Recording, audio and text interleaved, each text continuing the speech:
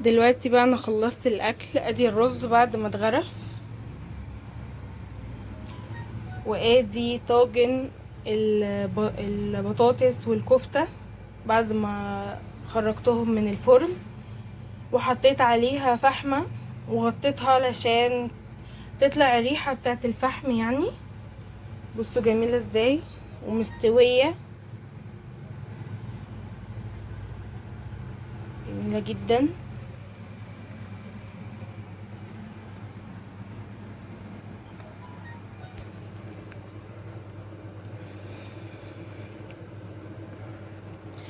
يلا بقى ما تنسوش بقى تكتبوا التعليق بتاعكم، تقولولي ايه رأيكم في الوصفة بتاعت النهاردة، وما تنسوش تعملوا اللايك والاشتراك للي اول مرة يخش لينا، وتفعلوا الجرس عشان يوصلكوا كل جديد.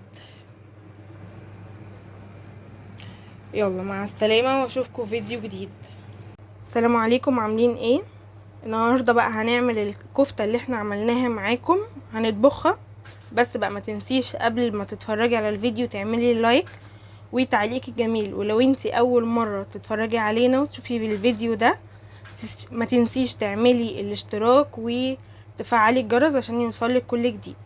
ده طبق كفتة احنا قليناه وقلينا جنبه بطاطس، ودي حوالي 5 طماطمات صغيرين ضربتهم ومزوداهم حبة مية صغيرين، ومعايا توم والملح وكمون، ودول بس اللي انا هحطهم على الكفتة. يلا بقى نبتدي نعملها مع بعض. معايا بقى حلة على النار وحطيت عليها معلقة سمنة، وهنزل عليها ب3 فصوص ثوم مهروسين. انا مش هحمرهم، بس اول لما الثوم يطلع ريحته هنزل على طول بعصير الطماطم. انا نزلت بحبة صغيرين، هنزل بقى بالباقي. واول ما الطماطم تبدأ تغلي هنزل بالكفتة، مش هستناها ان هي تتسبك، لا، وهي اصلا بتغلي هنزل بالكفتة واسيبها لحد ما تستوي، وازودها مية واسيبها لحد ما تستوي خالص، تخش في السوا خالص.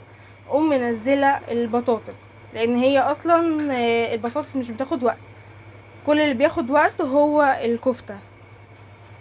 هبدا بقى ان انا انزل الكفته في الطماطم، هاخد بالي.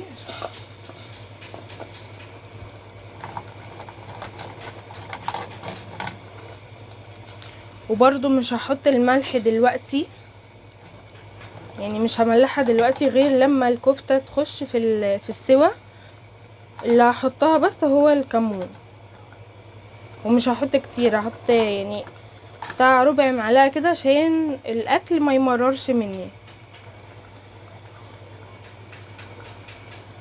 ادي حبه الكمون اللي انا هحطهم، وهزود بقى الكفته حبه ميه صغيرين عشان في نفس الوقت، علشان ما الاكله ما تبقاش الصلصه بتاعتها صيصه، لا هزود حبه صغيرين. هي دلوقتي كده بدات ان هي تغلي، وهنزل عليها بحبه الميه.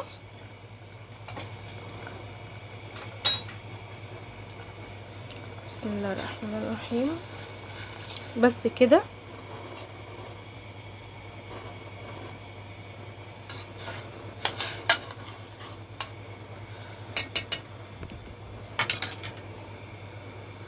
زي ما انتوا بقى شايفين كده، اول بقى ما هتبتدي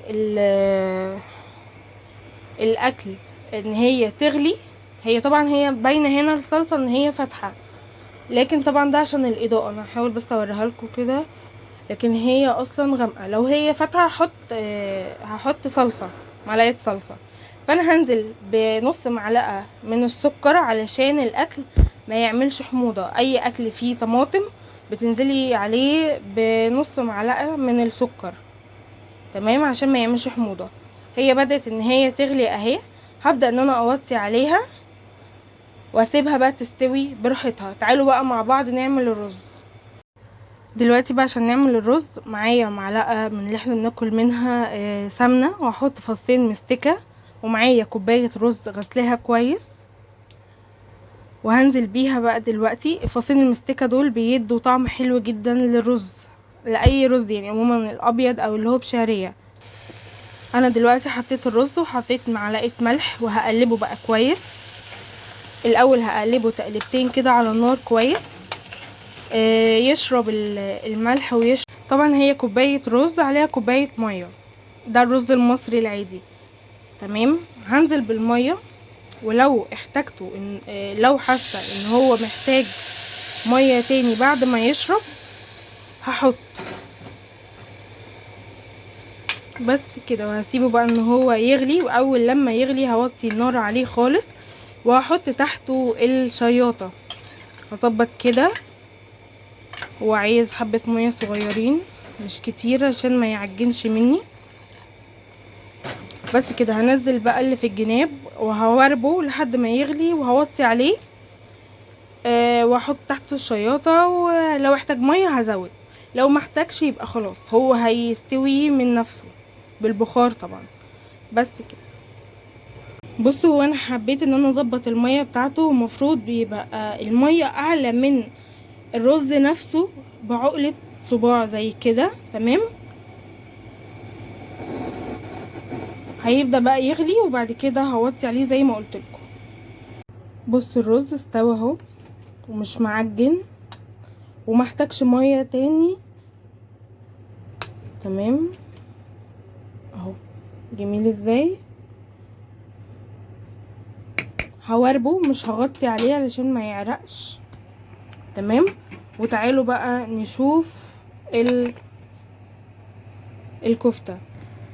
طبعا انا شفت هنا الكفتة، جربت مش واحدة بس، لا واحدة واتنين وتلاتة، لقيتهم بيتقطعوا معايا. فهبدأ بقى ان انا انزل بحبة البطاطس. انا ما كترتش في البطاطس طبعا، لان هي انا عايزة الاكلة تقعد النهاردة وبكرة ما تطولش معايا، عشان لما الاكل بيطول الواحد بيزهق. وهنا بقى انا هنزل كده زي ما انتم شايفين، نزلت كده البطاطس وهقلبها، هخليها تاخد غلوة او اتنين، وهحط الملح وهدوق الطماطم بتاعتي هل محتاجة تاني ولا لا. الكفتة هي انا طفيت عليها هي والبطاطس وملحتها كويس، وهجيب بقى البايركس بتاعي انا هدخلها الفرن.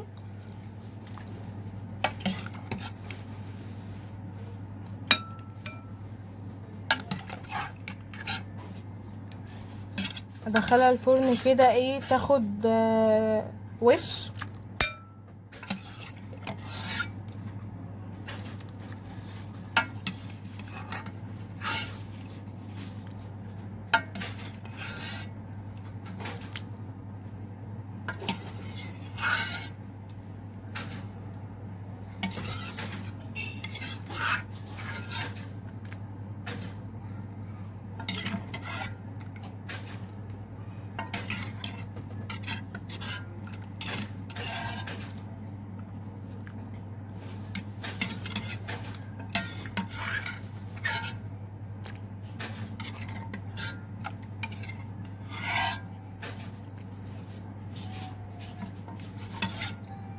بس كده بقى هدخلها الفرن، ومش هطول عليها لان هي كل حاجه بس مستويه. انا بس مدخلها الفرن ايه، تاخد وش بسيط واطلعها ونبدا ان احنا ايه، نحط لها حته فحمايه. الفحمايه دي بتديها ريحه حلوه جدا.